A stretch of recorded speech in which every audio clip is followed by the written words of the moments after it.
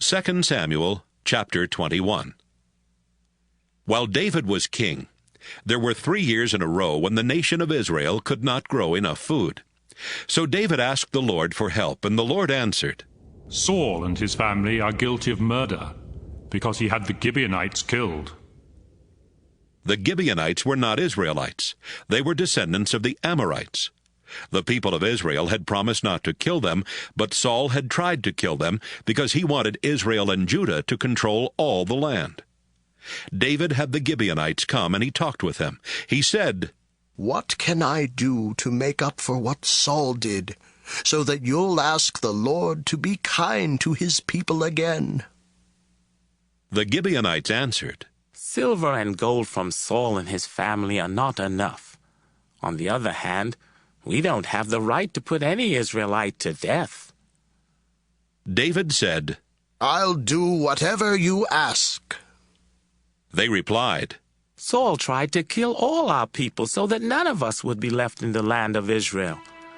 Give us 7 of his descendants.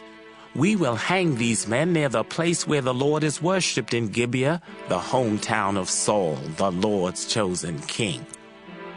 "I'll give them to you," David said.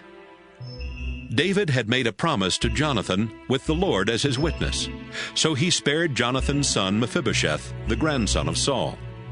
But Saul and Rizpah, the daughter of Aiah, had 2 sons named Armoni and Mephibosheth.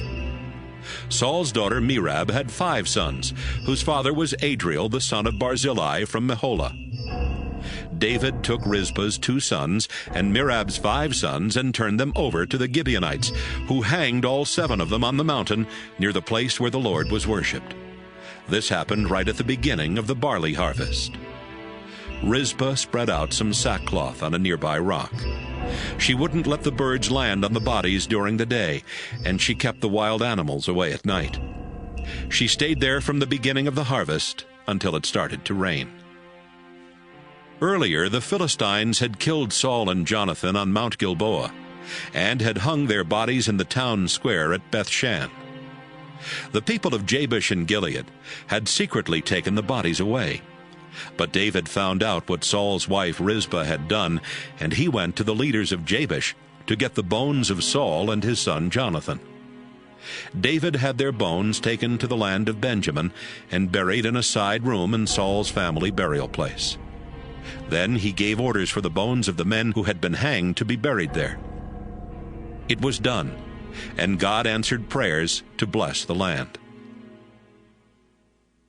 One time, David got very tired when he and his soldiers were fighting the Philistines. One of the Philistine warriors was Ishbi-Benob, who was a descendant of the Rapha, and he tried to kill David. Ishbi-Benob was armed with a new sword, and his bronze spearhead alone weighed 7.5 pounds. But Abishai came to the rescue and killed the Philistine. David's soldiers told him, "We can't let you risk your life in battle anymore. You give light to our nation, and we want that flame to keep burning." There was another battle with the Philistines at Gob, where Sibbecai from Husha killed a descendant of the Rapha named Saph. There was still another battle with the Philistines at Gob. A soldier named Elhanan killed Goliath from Gath, whose spear shaft was like a weaver's beam. Elhanan's father was Jari from Bethlehem. There was another war, this time in Gath. One of the enemy soldiers was a descendant of the Rapha.